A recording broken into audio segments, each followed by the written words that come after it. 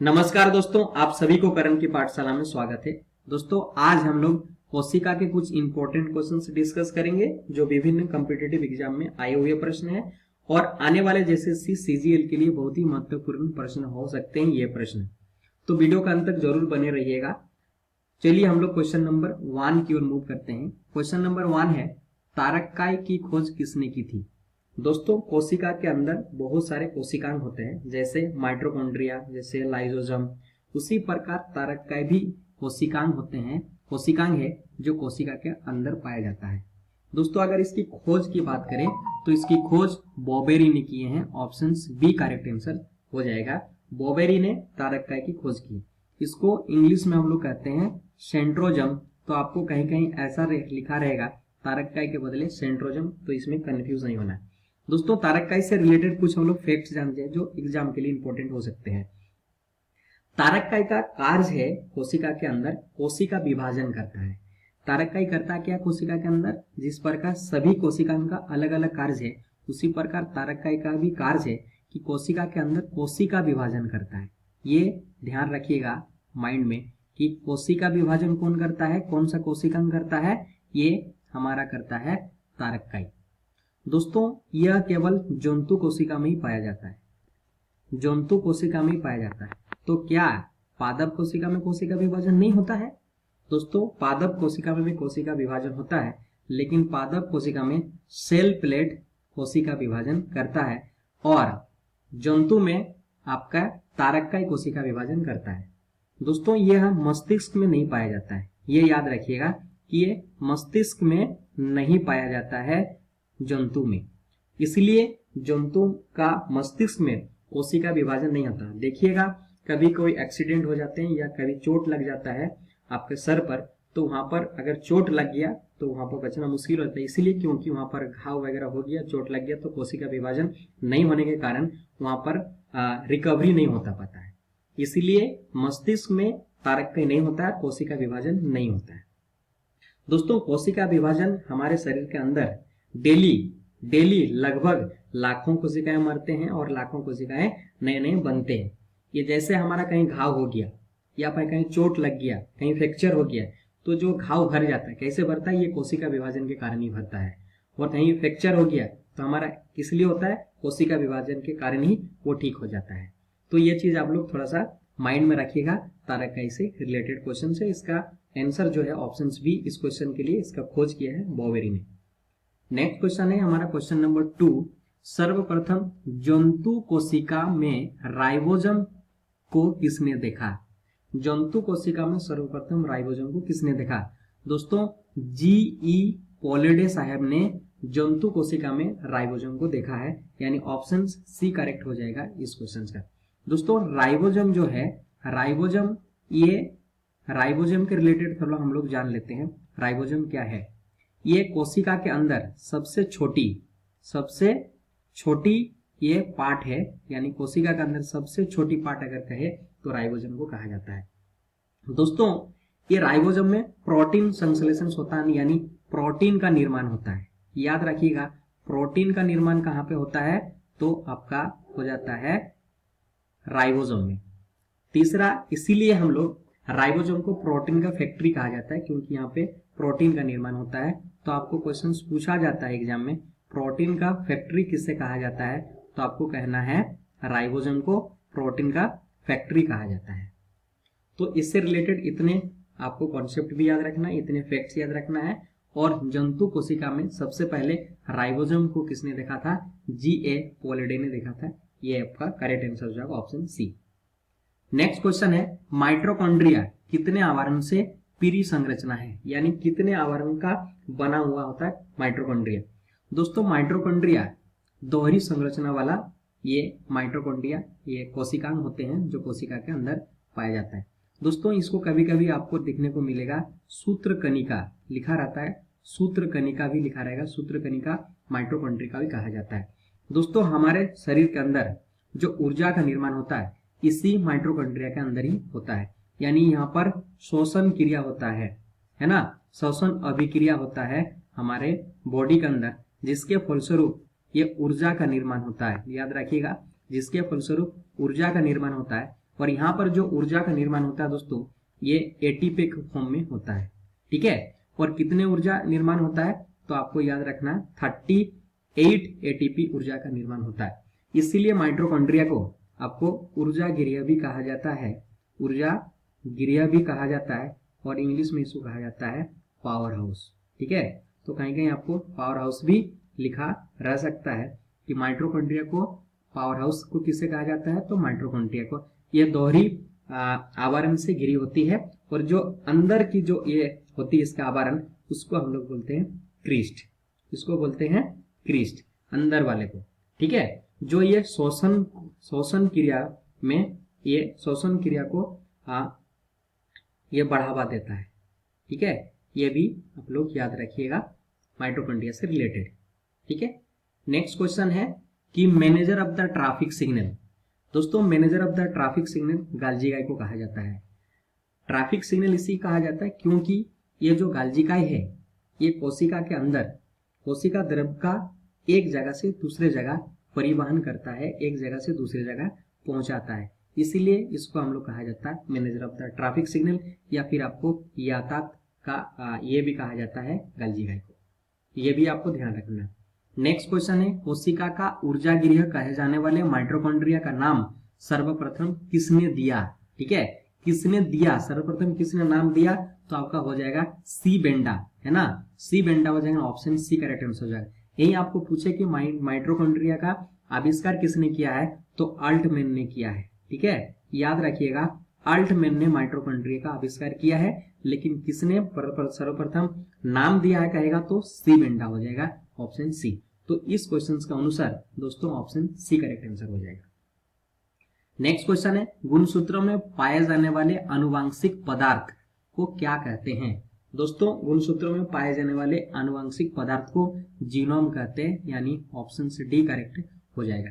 दोस्तों गुणसूत्र क्या होता है कि मनुष्य में अगर बात करें कितने गुणसूत्र पाए जाते हैं, तो 23 जोड़े पाए जाते हैं। याद रखिएगा ये इंपॉर्टेंट क्वेश्चन होते हैं, 23 जोड़े, और कहीं के आपको लिखेगा 46, यानी 23 इंटू 2 करेंगे तो आपको क्या मिलेगा 46 गुणसूत्र मनुष्य में पाए जाते हैं, ठीक है। और आप लोग कमेंट सेक्शन जरूर बताइए कि मेढक में, ठीक है, कितने गुणसूत्र पाए जाते हैं, ये आप कमेंट सेक्शन में जरूर कमेंट करके बताइएगा दोस्तों। नेक्स्ट क्वेश्चन है हमारा कोशिका का रसोई घर किसे कहा जाता है, लिकोप्लास्ट, क्रोमोप्लास्ट, रिक्तिका या क्लोरोप्लास्ट। दोस्तों कोशिका का रसोई घर की अगर बात करें, रसोई घर का मतलब जहां पे खाना बनेगा, और कोशिका पादप में जो पादप कोशिका जो होते हैं वो अपना खाना यानी अपना भोजन स्वयं बनाते हैं प्रकाश संश्लेषण के माध्यम से। और प्रकाश संश्लेषण तभी होते हैं, प्रकाश संश्लेषण कब होते हैं, जब कार्बन डाइऑक्साइड वायुमंडल से ग्रहण करते हैं और जाइलम उत्तक की सहायता से प्लांट्स क्या करते हैं, जल का एब्जॉर्प्शन करके, यानी वाटर को एब्जॉर्ब करके कार्बन डाइऑक्साइड के साथ रिएक्ट करता है क्लोरोप्लास्ट के प्रेजेंट में और सनलाइट के प्रेजेंट में, और ये निर्माण करते हैं ग्लूकोज C6H12O6, साथ ही साथ ऑक्सीजन गैस भी रिलीज करते हैं ये आपका प्रकाश संश्लेषण के दौरान। तो ये क्लोरोप्लास्ट अगर नहीं होगा तो हमारा प्रकाश संश्लेषण नहीं होगा, सनलाइट भी नहीं होगा तब भी प्रकाश संश्लेषण नहीं होगा। इसीलिए दोस्तों कोशिका का रसोई घर क्लोरोप्लास्ट को कहा जाता है, यानी ऑप्शन डी करेक्ट हो जाएगा दिस आंसर। नेक्स्ट क्वेश्चन है निम्नलिखित में से सबसे छोटी कोशिका कौन है, माइकोप्लाज्मा, अमीबा, श्वेत रक्त कणिका, लाल रक्त कणिका। दोस्तों सबसे छोटी कोशिका की बात करें तो माइकोप्लाज्मा को कहा जाता है। यहीं पर अगर आपको पूछेगा कि सबसे बड़ी कोशिका, तो आपको हो जाएगा शुतुरमुर्ग का अंडे, ठीक है। ये शुतुरमुर्ग के अंडे हो जाएंगे आपका सबसे बड़ी कोशिका, और सबसे छोटी कोशिका की बात करें तो माइकोप्लाज्मा हो जाएगा। नेक्स्ट क्वेश्चन है यदि माइटोकॉन्ड्रिया काम करना बंद कर दे तो कोशिका में कौन सा कार्य नहीं होगा। दोस्तों यदि माइटोकॉन्ड्रिया में कार्य करना बंद कर दे, क्योंकि माइटोकॉन्ड्रिया में शोषण अभिक्रिया होती है जिसके फलस्वरूप ऊर्जा का निर्माण होता है, और यह एक ऑक्सीकरण अभिक्रिया है, यानी ऑक्सीजन का ऐड होता है शोषण अभिक्रिया में, इसीलिए भोजन का ऑक्सीकरण नहीं हो पाएगा अगर माइटोकॉन्ड्रिया काम करना बंद कर दे। किसी भी कोशिका के अंदर कोशिकांग है माइटोकॉन्ड्रिया, वो काम करना बंद कर दे तो भोजन का ऑक्सीकरण नहीं हो पाएगा। नेक्स्ट क्वेश्चन है प्रोकैरियोट्स और यूकैरियोट्स में मुख्य अंतर क्या है। दोस्तों प्रोकैरियोट्स जो होते हैं कोशिका, इसमें केंद्रक नहीं होता है, और यूकैरियोट्स में आपके केंद्रक पाए जाते हैं, उसमें केंद्रक नहीं पाया जाता है। यही मेन डिफरेंस है प्रोकैरियोट्स और यूकैरियोट्स कोशिका में। तो दोस्तों ऑप्शन सी करेक्ट हो जाएगा, केंद्रक कला अनुपस्थिति होता है आपके प्रोकैरियोट्स में, और यूकैरियोट्स में केंद्रक पाए जाते हैं। नेक्स्ट क्वेश्चन है द्विचक्राकार रचना यानी डबल हेलिक्स इंग्लिश में कहते हैं, डीएनए का मॉडल प्रस्तुत किया किसने। दोस्तों वाटसन और क्रिक ने डबल हेलिक्स, डीएनए का डबल हेलिक्स दिया है, ये भी याद रखिएगा। नेक्स्ट क्वेश्चन है जीव विज्ञान शब्द का प्रयोग, जीव विज्ञान शब्द का प्रयोग सर्वप्रथम किसने किया है।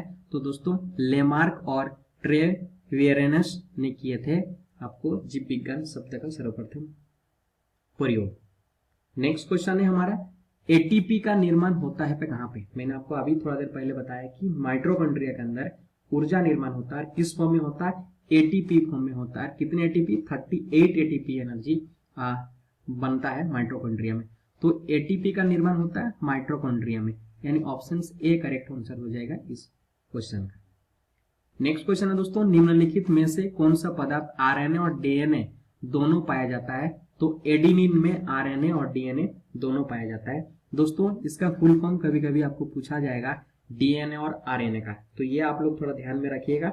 डीएनए का जो होता है डीऑक्सी राइबोन्यूक्लिक एसिड होता है, और आरएनए का जो होता है राइबोन्यूक्लिक एसिड होता है, ये भी आपको ध्यान में रखना है, ठीक है। और दोनों डीएनए और आरएनए एडेनिन में पाया जाता है। नेक्स्ट प्रश्न है ट्रैफिक पुलिस कहते हैं किसको। दोस्तों ट्रैफिक पुलिस गाल्जी गाय को कहा जाता है, ठीक है। नेक्स्ट क्वेश्चन है हमारा कोसा झिल्ली का प्रमुख कार्य क्या है। कोसा झिल्ली का प्रमुख कार्य जो है ऑप्शन सी करेक्ट आंसर हो जाएगा, कोसा के अंदर बाहर जल तथा घुलनशील पदार्थों का आवागमन का नियंत्रण करना कोसा झिल्ली का काम है। यानी कोसा झिल्ली जो होते हैं, जो कोसा झिल्ली के अंदर जल का या घुलनशील पदार्थ आगमन होता है, आना जाना जो होता है उसका नियंत्रण करता है कोसा झिल्ली, यानी ऑप्शन सी करेक्ट आंसर हो जाएगा। नेक्स्ट क्वेश्चन है डीएनए की श्रृंखला बंधी होती है कितने हाइड्रोजन बंध से, कितने ऑक्सीजन बंध से, कार्बन बंध से या नाइट्रोजन बंध से। दोस्तों डीएनए जो होती है ये हाइड्रोजन बंध से बंधी होती है। नेक्स्ट क्वेश्चन है हमारा ग्वानिन और साइटोसिन के बीच में कितने हाइड्रोजन बंध होते हैं।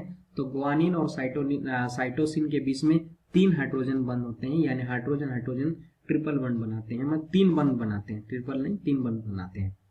नेक्स्ट क्वेश्चन है जंपिंग जीन की खोज किसने की। दोस्तों ध्यान से रखिएगा, ये इंपॉर्टेंट क्वेश्चन मार्क कर लीजिएगा। जंपिंग जीन का खोज किसने किया है, तो मैकक्लिंटॉक ने खोज की है जंपिंग जीन।